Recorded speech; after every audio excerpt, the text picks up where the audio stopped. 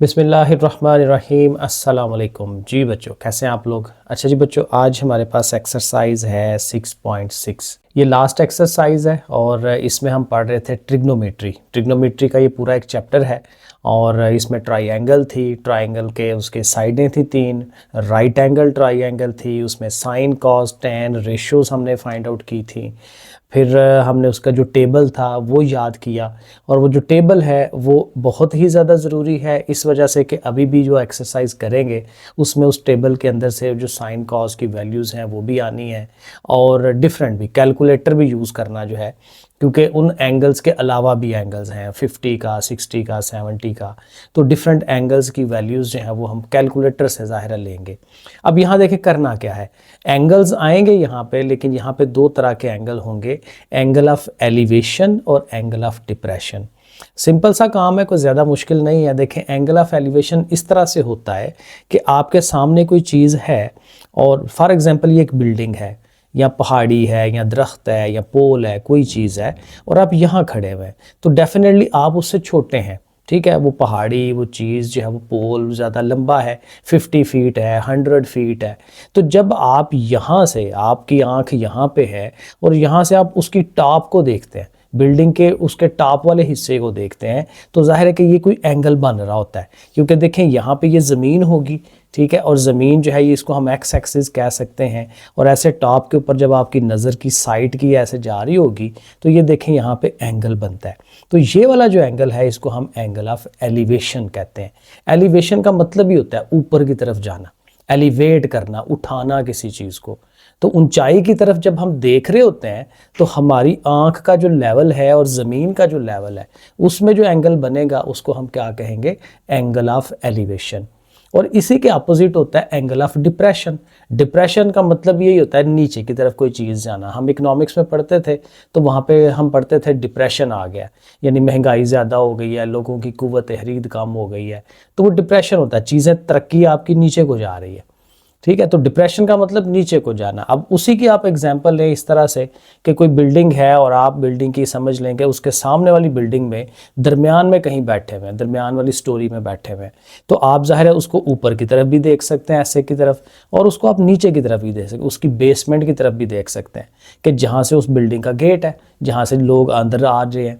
तो फिर जब आप वहाँ से ऊंचाई से नीचे की तरफ देखेंगे तो ये जो एंगल बनता है इसको हम एंगल ऑफ डिप्रेशन कहते हैं, क्योंकि यहाँ पे देखें एंगल क्या होगा, हॉरिजॉन्टल लाइन होनी ज़रूरी है। तो यहाँ पे आप खड़े हुए हैं तो यहाँ से बिल्कुल सीधी एक लाइन ड्रॉ करके, और इधर से जहाँ को आप देख रहे हैं उधर से ये जो एंगल बनेगा इसको हम एंगल ऑफ डिप्रेशन कहते हैं। तो वैसे मसला कोई खास नहीं होना, जब हमने सवाल करने हैं ईजिली हो जाएंगे, तो इशू कोई नहीं है। तो ये दो एंगल्स के नाम हमें याद रखने हैं, एलिवेशन ऊपर की तरफ, डिप्रेशन नीचे की तरफ। तो चले एक्सरसाइज शुरू करते हैं। 6.6 एक्सरसाइज है और ये सारे अबारती सवाल हैं, स्टेटमेंट वाले क्वेश्चन है। तो इस स्टेटमेंट्स को हमने पढ़ना है। और देखें 6.5 में हमने जो ट्राइंगल्स बनी थी उन ट्राइंगल्स को सॉल्व करना सीखा था कि कोई एक साइड निकालनी है, कोई एंगल निकालना है, तो उसके लिए साइन यूज़ करते थे, कॉज कई दफ़ा यूज़ करते थे, और टेन यूज़ करते थे। तो वही सारा जो नॉलेज है 6.5 वाला वो हमने यहाँ 6.5 में यूज़ करना है।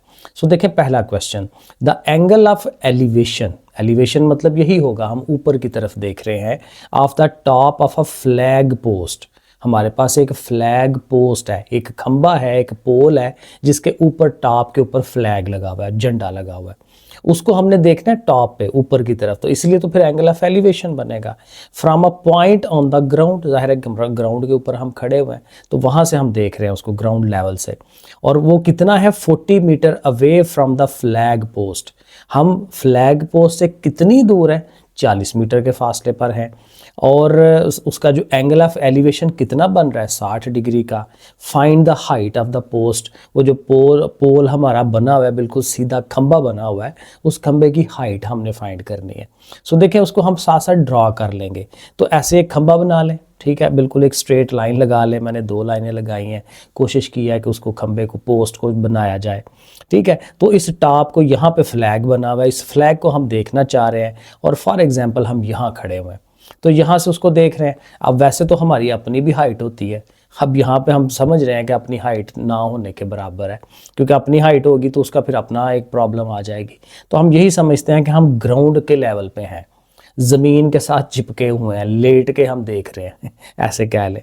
लेट के भी वैसे फिर भी थोड़ा सा डिस्टेंस तो बनता है आँखों का और नीचे तक का, लेकिन हर बहरहाल इतनी डिटेल में नहीं जाना हमने।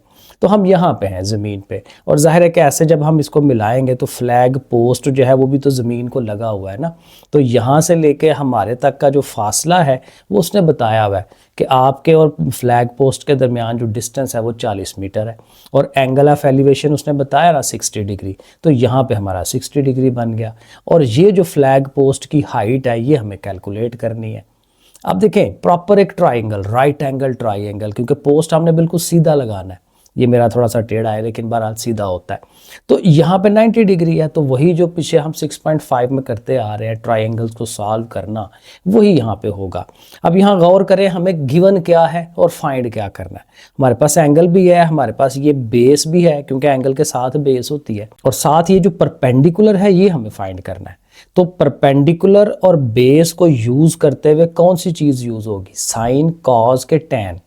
तो देखें अगर माइंड में लाएं तो ये टैन है, टैन का फार्मूला था परपेंडिकुलर ओवर बेस, ठीक है। तो हम लिखेंगे tan 60 degree is equal to ये परपेंडिकुलर, इसको हम x कह लेंगे, और ओवर में ये बेस 40, तो x over 40 is equal to tan 60।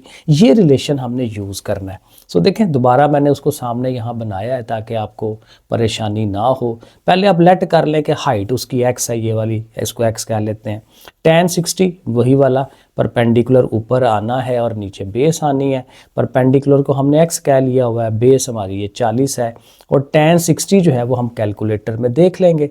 Calculator में क्या करना है, टैन का बटन दबाना है, 60 लिखना है और इक्वल टू बटन दबा देना है, तो ये आएगा 1.732। आगे भी वैल्यूज़ होती हैं लेकिन पॉइंट के बाद 3-4 वैल्यूज़, 2 वैल्यूज़ भी इवन ले सकते हैं, 3 मेरे ख्याल में मुनासिब होती हैं, वो आप ले लें। और x ओवर 40, असल में होता ये है कि पॉइंट के बाद जितने ज़्यादा डिजिट्स हो ना उतना आंसर एक्यूरेट आता है, उतना बेहतर आंसर आता है, ये याद रखना है। तो बहरहाल जितने आप ले सके, वैसे फिर गुंजल ही पड़ना है ज़्यादा वैल्यूज़ अगर आप लेते हैं तो बहरहाल x फाइंड करना है, ओवर में 40 है, आगे आपको आता है जस्ट 40 को उठाएं उधर ले जाएं, क्योंकि x को अकेला करना है, तो 40 इधर डिवाइड में है, उधर उसने मल्टीप्लाई होना है, तो 40 इसके साथ मल्टीप्लाई होगा, तो आप कैलकुलेटर में मल्टीप्लाई करें तो ये 69.282 बन जाएगा। तो बस ये x क्या है, height of the post 69.282 metres होगा। हाँ, क्योंकि बाकी चीज़ें भी उसने मीटर्स में दी हुई हैं, क्योंकि देखें ना ये उसने बेस जो दी हुई है मीटर में है, तो फिर हमारा जो आंसर है वो भी मीटर्स में आएगा। क्वेश्चन नंबर 2, यहाँ पे कहता है जी एक असोसिलेस ट्राइंगल है।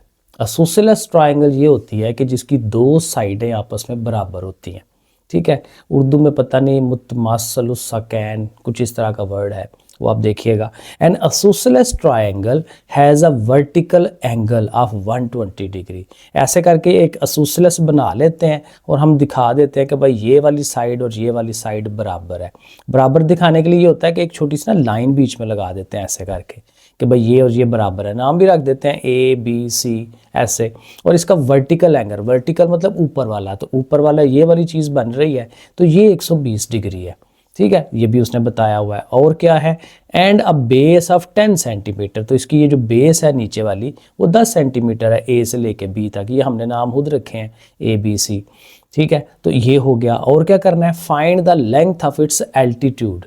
एल्टीट्यूड का लेंथ चाहिए। एल्टीट्यूड होती है बिल्कुल 90 का एंगल बनाती हुई जो हाइट जाती है, हाइट होती है ऊंचाई लेकिन 90 का जाविया बनाती है, तो 90 का जाविया इधर C से, क्योंकि ये हाईएस्ट पॉइंट है ट्राइंगल का, तो इधर से बिल्कुल ऐसे परपेंडिकुलर ड्रॉ करें तो ये 90 डिग्री का बन जाता है, और ये इसकी हाइट हमें चाहिए। तो यहाँ जहाँ पे आके उसने कट किया इसको हम D कह देते हैं, तो ये जो CD है ये हमें कैलकुलेट करना है, इसको हम X कह लेंगे। अच्छा, यहाँ पे अब 2-3 चीज़ें हैं। एक तो ये है कि देखें इधर बन रहा है ना 120 डिग्री, तो अब बाकी ये जो 2 एंगल्स हैं इनका हमें नहीं पता, लेकिन इतना हमें ही पता है कि टोटल तीनों का जो सम होता है वो 180 डिग्री होता है, क्योंकि एक ट्राइंगल के तीनों एंगल्स को प्लस करें कितना होता है 180 डिग्री, ये पक्का याद रखें।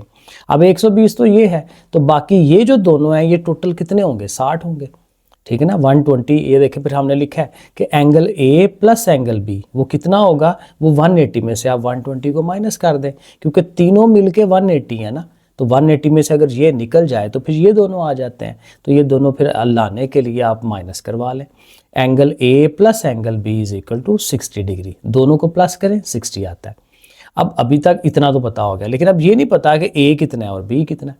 इतना तो टोटल पता चल गया 60। अब उसके लिए ये इन्फॉर्मेशन असोसलेस ये है कि ये दोनों साइडें बराबर हैं, तो जब साइडें बराबर होती हैं तो साइडों के सामने वाले जो एंगल्स हैं वो भी बराबर होंगे, क्योंकि जितनी साइड बड़ी होती है ना उसके सामने वाला एंगल भी बड़ा हो जाता है।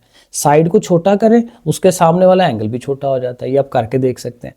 ठीक है, अब एक मिसाल छोटी सी, अगर ये एक साइड है छोटी सी, तो इसके सामने इधर देखें जो एंगल बनेगा कितना छोटा सा बनेगा, लेकिन अगर साइड बड़ी हो जाए ऐसे तो एंगल ज़ाहिर है फिर और बड़ा हो जाता है। तो बहरहाल चूंकि ये दोनों बराबर हैं तो उनके सामने एंगल्स इक्वल होंगे। तो एंगल ए और एंगल बी बराबर हैं, तो यहाँ पे हम लिखेंगे कि सिंस एंगल ए और एंगल बी बराबर हैं, तो ये जो एंगल बी है उसकी जगह पे भी एंगल ए लिख दें। तो angle A plus angle A is equal to 60, तो ये दो हो जाएंगे, 2 एंगल ए और 2 जाके डिवाइड करेगा तो एंगल ए जो है वो 30 डिग्री हो जाएगा। तो इसका मतलब कि दोनों एंगल चूँकि बराबर हैं तो एंगल ए भी 30 डिग्री है, एंगल बी भी 30 डिग्री है, तो दोनों 30-30 हो गए। तो चले इसका तो हमें लग गया ना पता कि ये 30 डिग्री है। और ऊपर से देखें ये जो आप परपेंडिकुलर ड्रा किया हमने, तो अब इसको अगर आप छोड़ दें इस साइड को, तो ये आपकी राइट एंगल ट्राइंगल बन रही है ना, ठीक है, क्योंकि ये 90 डिग्री यहाँ पे, ये उसका हाइपोटेन्यूस हो जाएगा, ये परपेंडिकुलर, ये उसकी बेस, ये ऐसे हम कर सकते हैं। और एक और मज़े की बात, ये आप लोगों के यहाँ शायद थ्योरम नहीं है, लेकिन जो पिछली 9 थी उसका 12वें सेकंड 12th चैप्टर का सबसे पहला थ्योरम था।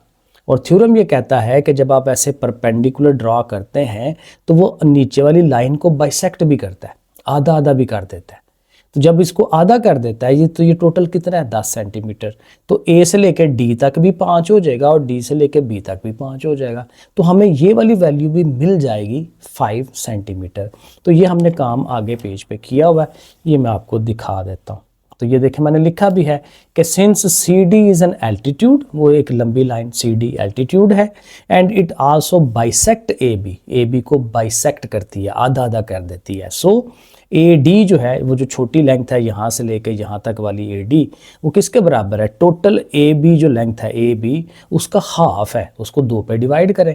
तो ए बी 10 था, 10 को 2 पे डिवाइड करें 5 सेंटीमीटर, तो ए डी हमें 5 मिल गया।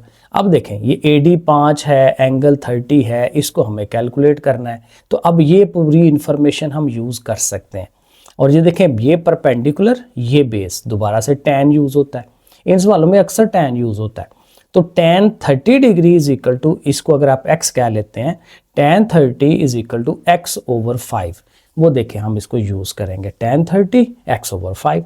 अब tan 30 आप कैलकुलेटर में फाइंड करें, टेबल को रहने दें क्योंकि अब हमें वैल्यूज़ चाहिए, अब हमें स्क्वायर रूट्स वगैरह नहीं चाहिए होते।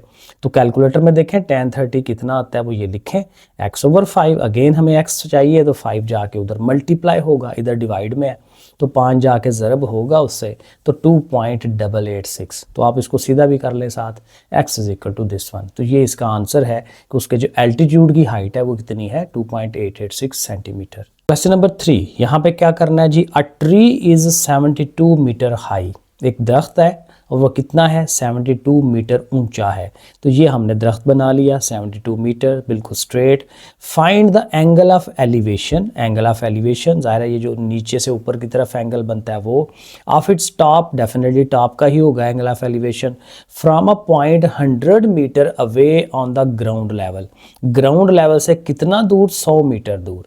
तो यहाँ से लेके ट्री से लेके हम कहाँ पे खड़े हुए हैं, वो 100 मीटर के डिस्टेंस पे खड़े हुए हैं। तो करना क्या है, find the angle of elevation. तो ये जो एंगल है ये हमें फाइंड करना है। अब यहाँ एंगल फाइंड करना है, तो अब देखें एंगल फाइंड करने के लिए ये दो इन्फॉर्मेशन है हमारे पास, और अगर आप गौर करें तो ये दोबारा tan बन रहा है, ये परपेंडिकुलर ये बेस, तो tan बनेगा। तो हम लिखेंगे फॉर गिवन ट्रायंगल फिगर, तो tan theta is equal to perpendicular over base. अब tan थीटा, थीटा तो हमें फाइंड करना है, वो वैसे ही रहेगा, परपेंडिकुलर हमारा जो दरख्त की हाइट थी वो 72 और बेस हमारा 100। अब 72 को 100 पे डिवाइड करें 0.72, और चूंकि हमें सिर्फ थीटा चाहिए, एंगल चाहिए, तो tan उठ के दूसरी तरफ जाएगा। तो tan ने जब दूसरी तरफ जाना है तो उसने डिवाइड नहीं होना, tan ने उल्ट हो जाना है, tan इनवर्स हो जाना है। तो tan इधर आया, tan इनवर्स, ऊपर -1 लगा लेते हैं। अब ये भी अगर आप कैलकुलेटर पे गौर करें तो जो tan वाला बटन है वही tan इनवर्स का भी बटन होता है। आपने क्या करना है, शिफ्ट को दबाना है, कैलकुलेटर का शिफ्ट दबाएं पहले, फिर tan के बटन को दबाएं, तो वो tan के ऊपर इन्वर्स बन जाएगा। और फिर आपने ये वैल्यू लिखनी है 0.72, इक्वल टू का बटन दबाएं, तो थीटा इज इक्वल टू 35.75। तो ये ऐसे हमें एंगल पता चल जाएगा, एंगल ऑफ एलिवेशन। तो ये क्वेश्चन नंबर 3। अब क्वेश्चन नंबर 4 में आ जाएं। यहाँ पे क्या करना है जी, अ लैडर, एक हमारी सीढ़ी है, makes an angle of 60 degree, वो 60 का जाविया बना रही है विद द ग्राउंड, ज़मीन के साथ। अब जाहिर है जब भी हम सीढ़ी लगाते हैं तो दीवार के बिल्कुल साथ जोड़ के तो नहीं लगाते ना, थोड़ी, हाँ नज़र आ रहा है, ठीक है, तो वो थोड़ा एंगल बना के लगाते हैं ताकि गिरे ना, ठीक है, सबको पता है। तो ये अगर लेट्स सपोज हमारी दीवार है जो कि 10 मीटर की हाइट है, उसने बताया हुआ है, और एंगल जो है वो 60 डिग्री का वो बना रही है सीढ़ी, तो जो सीढ़ी की लंबाई है ना वो फाइंड करने के लिए कह रहा है, ठीक है। मे हाइट ऑफ 10 मीटर, ठीक है, along the wall, find the length of the ladder, ये हमें फाइंड करनी है। अब अगेन यहाँ गौर करें तो जो चीज़ें गिवन हैं और जो फाइंड करनी है इनका आपस में कम्बिनेशन, तो ये 60 डिग्री तो साइन कॉस टैन में यूज़ हो जाता है। अब ये परपेंडिकुलर है हमारे पास और हाइपोटेनस फाइंड करना है, तो परपेंडिकुलर ओवर हाइपोटेनस किसके बराबर था, साइन थीटा के।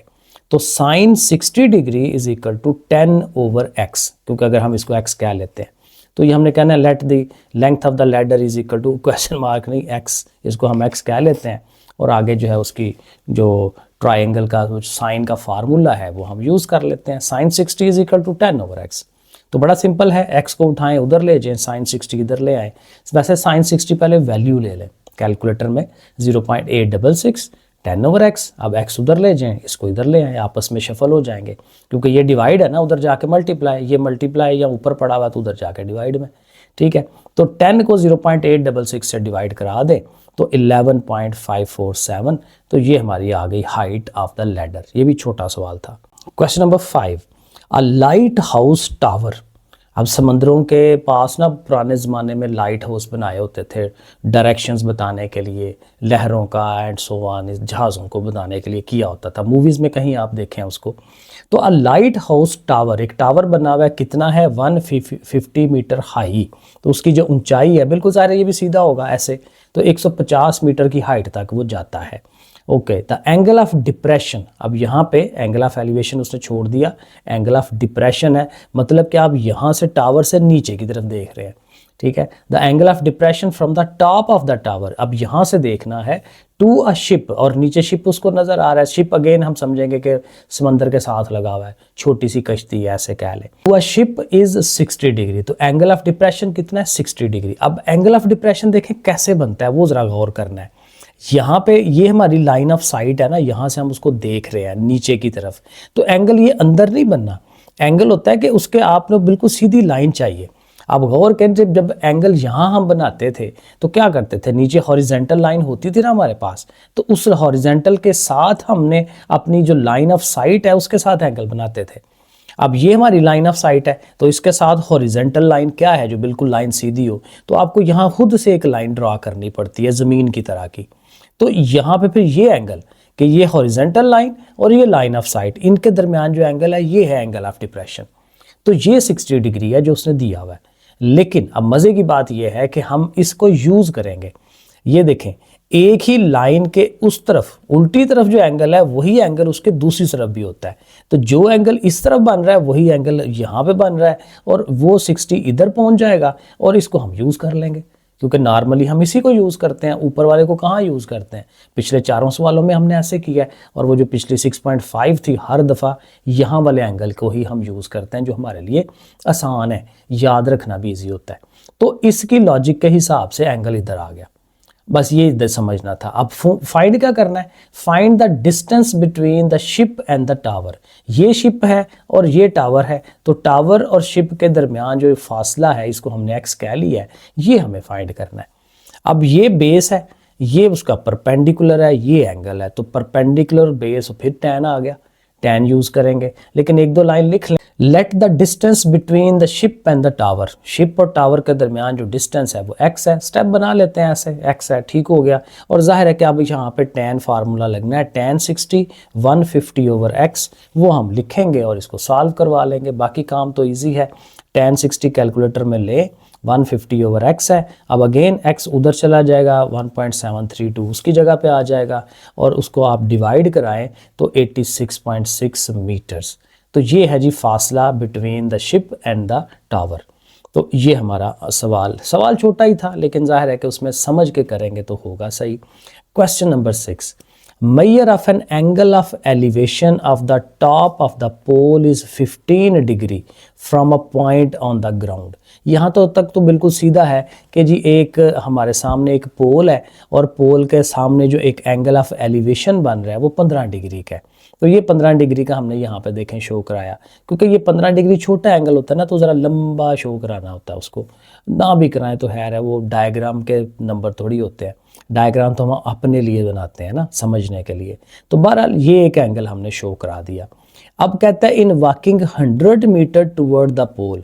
अब यहाँ पे खड़े हुए थे, आपने पोल की तरफ, ये पोल है, उसकी तरफ आपने 100 मीटर का फासला तय करना है, उसके नज़दीक जाना है। तो लेट्स सपोज जी हम यहाँ पहुँच गए हैं, तो ए से लेके बी तक का फासला 100 मीटर है। अब कहता है जब यहाँ से खड़े होकर आप देखते हैं उसके टॉप को, तो अब एंगल जो है वो 30 डिग्री हो जाता है, ये उसने बताया हुआ। तो अब ये भी इंफॉर्मेशन आ गई।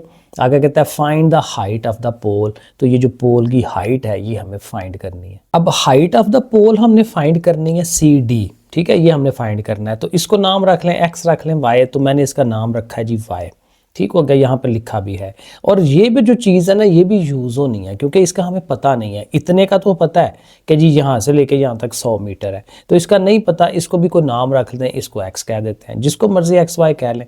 तो मैंने अपने हिसाब से इसको x कहा है, इसको y कहा है, तो ये साथ लिख लेंगे ना, BC is equal to x है, ये वाली चीज़ x है, DC is equal to y है।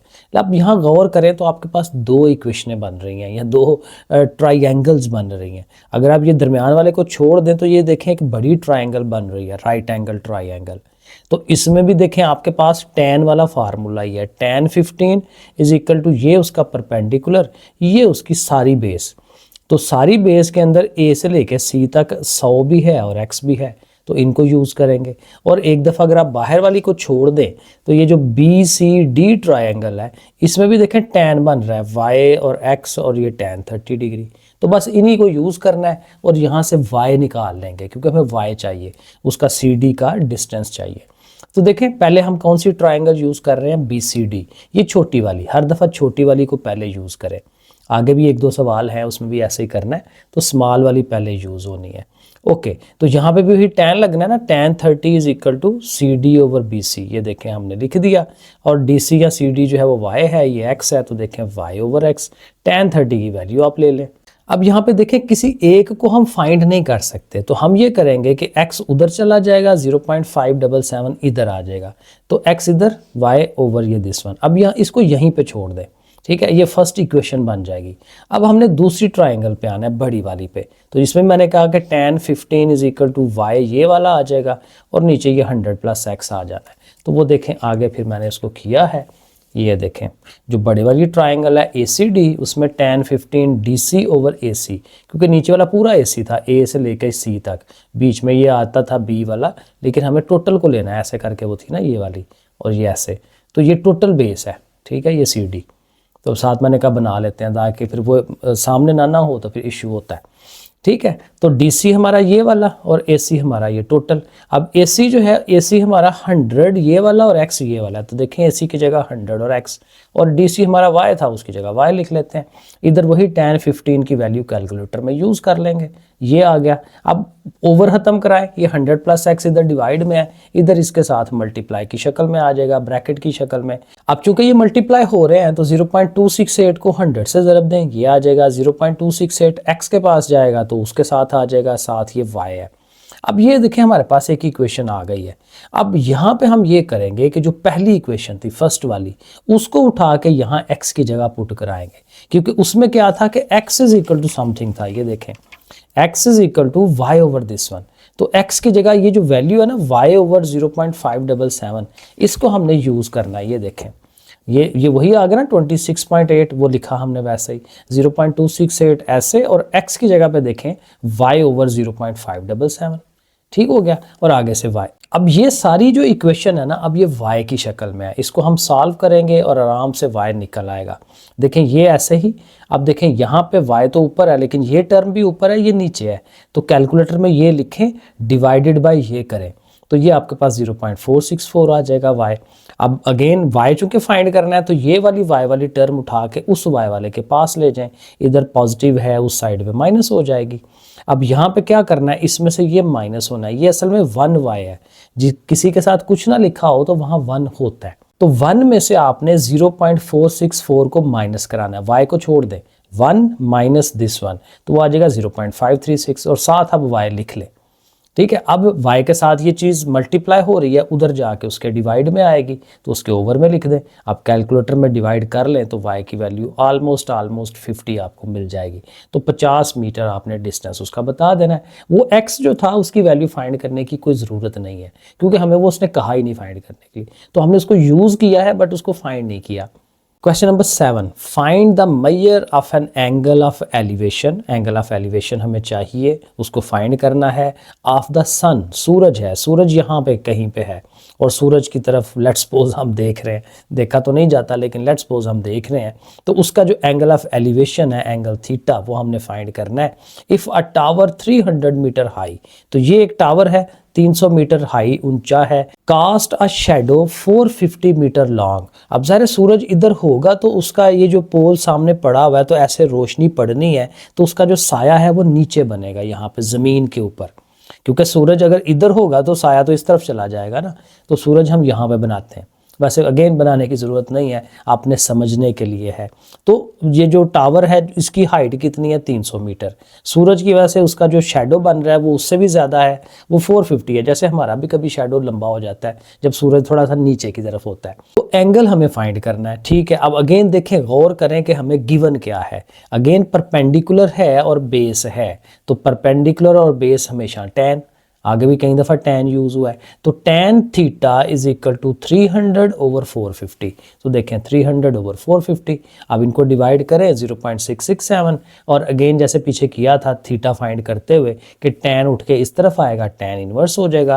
कैलकुलेटर में शिफ्ट दबाएं, tan दबाएं और ये नंबर लिखें, इक्वल टू दबाएं तो 33.7 ऑलमोस्ट जो है ये आंसर बन जाएगा। सिंपल सा काम है। Question number 8, measure of angle of elevation of the top of a cliff. अब हमारे पास एक क्लिफ है, पहाड़ी है कह लें, और उसकी जो अगेन टॉप है उसका एंगल ऑफ एलिवेशन कितना है, 25 डिग्री। तो वो देखें हमने ये एंगल ऑफ एलिवेशन 25 का बनाया है। इसमें भी एक और बन रहा है, तो ऑलमोस्ट वही काम कह रहा है। On walking 100 metre toward the cliff, वही काम पिछले सवाल में 6 में शायद किया था कि जी इधर से जो आपने मूव करना है, हिल की तरफ जाना है 100 मीटर के फासले पर, ठीक है। वहाँ से फिर अगर आपने एंगल ऑफ एलिवेशन दोबारा चेक करना है तो वो 45 डिग्री हो जाता है। Find the height of the Cliff, Cliff की हाइट। तो ये एग्जैक्ट फोटो कापी है पिछले सवाल की, 5वां के छठा जो सवाल हमने किया है। तो एग्जैक्ट फिर वही काम करेंगे कि ये जो BC है इसको हम x कंसीडर कर लेते हैं, और ये जो CD है इसको हमने y कंसीडर कर लेना है, और बस फिर ये दोनों ट्राइंगल्स को यूज़ करेंगे। एक वाली ये वाली BCD वाली ट्राइंगल, और फिर दूसरी तरफ बड़ी वाली ट्राइंगल। तो देखें साथ साथ लिख लेते हैं, BC x है, CD y है, और जाहिर है उसी को फाइंड करना है। हाइट ऑफ द क्लिफ वो फाइंड करनी है। तो पहले जो छोटी ट्राइंगल है उसको यूज़ करेंगे, ट्राइंगल BCD, ठीक है ना, ये वाली BCD, ये वाली ट्राइंगल, और यहाँ पे भी इन दोनों को यूज़ करना है। तो tan 45 is equal to y over x। तो देखें tan 45 is equal to CD over BC, यानी कि y over x। tan 45 calculator में आप करके देखें या टेबल में देखें, वो 1 वैल्यू आती है, तो अच्छी बात है, पॉइंट वगैरह नहीं आए। और x जब इधर आएगा 1 से मल्टीप्लाई होगा तो x is equal to y। तो ये भी एक अच्छा रिलेशन आ गया कि x और y बराबर है। इसको यहीं पे छोड़ दें, इक्वेशन नंबर 1 कह लें, और अब जो बड़ी ट्राइंगल है उसकी तरफ आ जाएं, और वहाँ पे एंगल था 25 डिग्री का। tan 25 degree is equal to CD over AC। और सी डी की जगह y लिख के ए सी की जगह पे A B plus B C कह सकते हैं या 100 प्लस x कह सकते हैं। तो उसके स्टेप्स हमने बनाए हैं, पहले ये लिखेंगे और उसके बाद tan 25 वैसे भी आप कैलकुलेटर में चेक कर लें, वो वैल्यू लिखें और उधर y ओवर 100 प्लस x, वही जैसे मैंने आपको बताया। अब उसी तरह से ये उधर आएगा, इसके साथ मल्टीप्लाई की शक्ल में आएगा, इज इक्वल टू y है। अब आप डायरेक्टली पुट करा सकते हैं क्योंकि इक्वेशन क्या थी पहली, y और x बराबर है, तो ये जो x है इसकी जगह पे y लिख दें क्योंकि दोनों एक दूसरे के इक्वल है। तो यहाँ पे हम इस स्टेप में x की जगह पे y लिख देंगे। अब इसको हल कराते हैं, 0.466 100 से मल्टीप्लाई होगा, ये आ गया, इसने y के साथ होना है और इक्वल टू ये वाला y। अब उसी तरह इस वाली चीज़ को उठाएं, उस तरफ ले आए, माइनस हो जाएगा, यहाँ पे 1 मौजूद है, 1 में से ये माइनस कराएं, ये आ गई, साथ y लिखें क्योंकि y फाइंड करना है, और ये चीज़ इधर मल्टीप्लाई है, उधर जाके डिवाइड करेगी और कैलकुलेटर में डिवाइड करें 87.26 और ये भी मीटर्स में है। तो दैट्स इट, ये हमारी हाइट आ गई क्लिफ की। Question number 9, from the top of a hill 300 metre high, एक पहाड़ी है 300 मीटर की ऊंचाई पे है, the measure of the angle of depression of a point on the nearest shore of the river is 70 degree. अब ये जो लिखा हुआ है ना, मैं आपको समझा देता हूँ। मैंने ये बनाने की कोशिश की थी लेकिन लगा कि ये गलत हो गई है, फिर मैंने दोबारा ये बनाई है। अब वो क्या कह रहा है सवाल के अंदर, वो ये कह रहा है कि आपके पास एक पहाड़ी है सी डी, ये ज़ाहिर नाम रख लेते हैं, और पहाड़ी की जो हाइट है वो 300 मीटर है। अब उसके सामने कहता है एक दरिया है। अब दरिया जो है ना वो इस तरह से है, यहाँ से लेके यहाँ तक दरिया है कि समंदर है, दरिया ही है ठीक है। तो दरिया की जो ये विड्थ है ना वो इतनी है भाई, ये उसका एक साइड है और ये उसकी दूसरी साइड है, तो ये दरिया बह रहा है यहाँ पे, ठीक है, इस जगह पे दरिया बह रहा है और ये उसकी है। तो कहता है उसका जो फार वाला शोर है, शोर मतलब उसका किनारा, कि दूर वाला जो किनारा है उसका एंगल 50 बनता है और जो नज़दीक वाला जो किनारा है उसका एंगल 70 डिग्री का बनता है। लेकिन ये वाले एंगल नहीं उसने कहे, उसने कहा एंगल ऑफ डिप्रेशन। तो मैंने उस जगह समझाया था कि एंगल ऑफ डिप्रेशन के लिए आप ऐसे लाइन लगाते हैं, तो ये वाला जो एंगल है ये 50 डिग्री है, लेकिन आपको पता है कि जो इधर होना है वही उसके दूसरी साइड अपोजिट साइड पे होता है। तो इधर 50 है तो ये 50, और इस वाले का एंगल जो था 70 था, तो वो फिर ज़ाहिर इधर 70 होगा तो इधर 70। तो हम डायरेक्ट ही लिख लेते हैं कि इधर 50 का एंगल बन रहा है, इधर 70 का एंगल बन रहा है। अब यहाँ उसने दो चीज़ें पूछी हुई हैं। एक तो उसने ये पूछा हुआ है कि ये जो दरिया है ना, रिवर, इसकी जो क्या उसको कहते हैं, चौड़ाई कितनी है, ठीक है, दरिया जो है कितना चौड़ा है, यानी ए से लेके बी तक का डिस्टेंस हमें फाइंड करना है, उसको हम एक्स कह लेते हैं। और फिर बी यानी कि जो ये नज़दीकी किनारा है दरिया का, वो क्लिफ से कितनी दूर है, यानी ये वाली जो चीज़ है ये भी उसने फाइंड करने के लिए की है। तो हमें एक्स भी फाइंड करना है, वाई भी फाइंड करना है। ऑलमोस्ट पिछले सवाल की तरह है क्योंकि शक्ल वही सारी बन रही है, तो ऑलमोस्ट फिर तरीका भी वही लगेगा। तो इसमें भी दो ट्राइंगल्स हैं हमारे पास, तो पहले कौन सी यूज़ करनी है, छोटी वाली। तो ये जो बी सी डी है इसको यूज़ कर लेते हैं। यहाँ साथ थोड़ा सा लिख लेते हैं कि विड्थ ऑफ द रिवर की जो विड्थ है वो क्या है, एक्स, वो हमने लेट कर लिया है। और रिवर जो है फ्रॉम द हिल से जो है वो रिवर कितना दूर है उसको हमने वाई कह लिया हुआ है। अब हम ये वाली ट्राइंगल यूज़ करेंगे बी सी डी वाली। तो ये देखें हमने लिखा triangle B C D, again tan ही यूज़ होना है क्योंकि परपेंडिकुलर भी है और बेस भी है। तो परपेंडिकुलर जो है हमारा वो 300 है, एक दफ़ा फिर देख लें, ये 300 है, और बेस इसकी जो है वो y है, 300 ओवर y। तो tan 70 300 ओवर y। अब tan 70 की वैल्यू ले लें, y उधर चला जाएगा, ये इस साइड पे आ जाएगा जैसे पीछे करते आ रहे हैं, इसको इस पे डिवाइड करें तो y की वैल्यू डायरेक्ट हमें मिल गई 109.21। अब ये y क्या चीज़ थी, y थी कि जो नियरेस्ट शोर है उसका क्लिफ से फासला कितना है। तो एक पार्ट तो हमारा आंसर आ गया कि वो कितना है, 109.21। अब बड़ी वाली ट्राइंगल को यूज़ करेंगे। अब जो बड़ी वाली ट्राइंगल यूज़ करनी है तो इसमें भी देखें tan ही यूज़ होगा, ठीक है। tan कौन सा, 50 degree, tan 50 is equal to C D over A C. अब ए सी में x प्लस वाई है, 300 ओवर x प्लस वाई, वो देखें यहाँ पे यूज़ होगा। tan 50 D C over A C, D C हमारा वही 300 जो उसकी हाइट है, परपेंडिकुलर है, और ए सी हमारा x प्लस वाई अभी मैंने आपको बताया। tan 50 कैलकुलेटर में ले लेंगे 1.1917, देखें पॉइंट के बाद 4 डिजिट मैंने लिए हैं। अब फिर वही कि ये इधर आ जाएगा, x प्लस वाई उसकी जगह आ जाएगा, ठीक है। अब इन दोनों को डिवाइड करें 251.74। अब यहाँ मज़े की बात ये है कि y हमने फाइंड किया हुआ है, तो ये जो y की वैल्यू है ये वाली, ये हम उठा के y की जगह यहाँ यूज़ कर लेंगे इस y की जगह। अब ये प्लस में है, इसको उधर ले जाएं तो माइनस हो जाएगा। तो 251 में से ये 109 माइनस होगा 142.5। तो ये हमारी, अब ये जो x है ये क्या था कि उसकी रिवर की विड्थ कितनी है, रिवर कितना चौड़ा है, 142.53 मीटर्स। ये हमारा लास्ट वाला क्वेश्चन यहाँ पे छोटा ही है। A kite has 120 metre of string. एक काइट है, ठीक है जी, लेट्स सपोज यहाँ पे काइट आ गई, ठीक है, उसकी जो स्ट्रिंग है यानी उसकी जो रस्सी है, उसकी जो डोर होती है, वो कहता है 120 मीटर की है। तो लो जी ये 120 मीटर की उसकी डोर हो गई, ठीक है। Attach to it when at an angle of elevation of 50 degree, तो उसका जो एंगल ऑफ एलिवेशन बन रहा है वो 50 डिग्री का बन रहा है, ठीक है। How far is it above the hand holding it. अब ये जो है ना, थोड़ी सी वर्डिंग उसने अच्छी यूज़ नहीं की, उसको ये कहना चाहिए था कि वो जो काइट है ना वो ग्राउंड से कितनी ऊंची है, क्योंकि हैंड तो यहाँ पे ही होगा ना जहाँ से उसने उसको पकड़ा हुआ है और ऐसे ऐसे करके हम उड़ाते हैं। तो जाहिर है काइट बिल्कुल हमारे सर के ऊपर तो नहीं उड़ रही होती, वो आगे की तरफ जाती है। तो जब आगे की तरफ जाती है तभी तो एंगल बनेगा। तो बहरहाल उसके कहने का मतलब ये है कि आपको ये BC चाहिए कि ज़मीन से वो कितनी ऊंची है काइट, ठीक है। तो ये हमें फाइंड करना है, एक्स इसको कह लें, ये 120 मीटर है। और साथ उसने देखें बताया गया कि ये जो रस्सी है, ये उसकी जो स्ट्रिंग है वो बिल्कुल स्ट्रेच है। अब अगेन अगर आपने कभी काइट चढ़ाई हो या देखा हो तो वो स्ट्रिंग बिल्कुल सीधी नहीं होती, हल्का सा हम होता है। हमने बचपन में चढ़ाई हुई, हमें पता है। तो हल्का सा हम होता है, तो बिल्कुल खिंची हुई नहीं होती। यहाँ तो बड़ी तेज़ हवा चल रही हो ना, तो फिर वो रस्सी या उसकी जो डोर है बिल्कुल खिंची होती है। लेकिन बहरहाल यहाँ वो कह रहा है कि खिंची हुई है, तभी तो वो बिल्कुल सही आंसर आएगा। तो ये 120 इसकी है हाइट, ठीक हो गया। अब अगेन वही बात है कि हमने इसको गौर करना है। तो एंगल है हमारे पास, ये देखें 90 के सामने ये हाइपोटेन्यूस है, और परपेंडिकुलर हमने फाइंड करना है। तो परपेंडिकुलर और हाइपोटेन्यूस का फार्मूला था साइन वाला। तो sine 50 degree is equal to x over 120।